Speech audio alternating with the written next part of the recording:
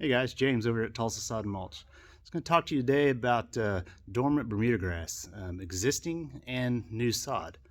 Um, Best thing I can always recommend to people on the dormant Bermuda grass is you want existing Bermuda before it goes dormant to take some precautions. The healthier that grass goes into winter, the healthier it's going to come out. Some steps you can follow definitely is get your height of your grass mowed a little taller. As fall's coming, just start gradually letting the mower get a little taller. The thicker it is, the more insulation you're going to have on the roots. We mow our fields about 2 to 2.5 inches going into wintertime. End user homeowner might even go 3 inches. We keep a little bit shorter than most people on the sod farms, but I'd say 2.5 to 3 inches preparation going into winter. Another thing I tell people is don't put a lot of nitrogen going into winter. It can hurt the grass. Like your potassium is a good thing to add to go into wintertime, but your nitrogen you don't want a whole lot. Another thing I like to tell people is Bermuda grass is dormant, not dead. Those roots will continue to grow. The rhizome and the root will continue to grow several weeks after you get your first frost. So our fields, we got 2 days of frost about a week ago. Within 2 to 3 days after that frost, these fields went from bright green to bright yellow. They're completely dormant.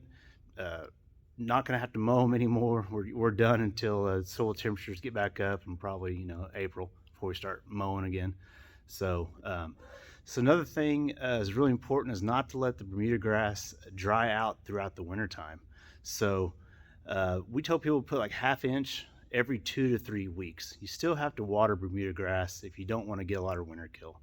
What happens is the grass gets dehydrated and dries out, and you get a freeze, and it's really bad on the grass. They call it a dry freeze. Believe it or not, the best way to prevent that is if you know you got a hard freeze coming. I'm going to say below 30 degrees, 28, or below. Water the day before that freeze.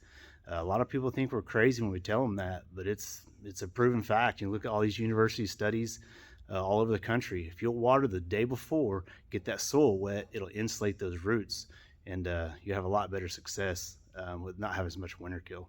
So, and another thing, don't put a lot of herbicides going into. A lot of guys want to get crazy with the herbicides and the pre-emergence to keep all the weeds from coming up.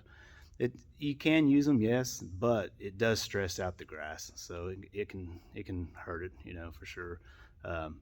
But yeah, so like I said, our fields are already dormant, and you don't want to neglect them at all.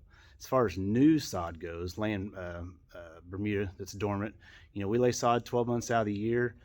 They don't have any roots going into the earth. The only root is in that little 1.5 inch piece of sod that you laid. So watering sod is more. You need to water it more than you do existing turf. So definitely the first day, flood it, get it watered good. Make sure it's got rolled. Make sure the two soils get compacted together. And I would water more frequently on sod. Like I said, there's no roots in the earth, so you're gonna have to water more. But 1/2 inch every 2 to 3 weeks if you're not getting a lot of rain through the winter time on your Bermuda grasses. So if you have any questions, give us a call at the sod store at Tulsa Sod Mulch, or reach us on the web, tulsasod.com. Appreciate it.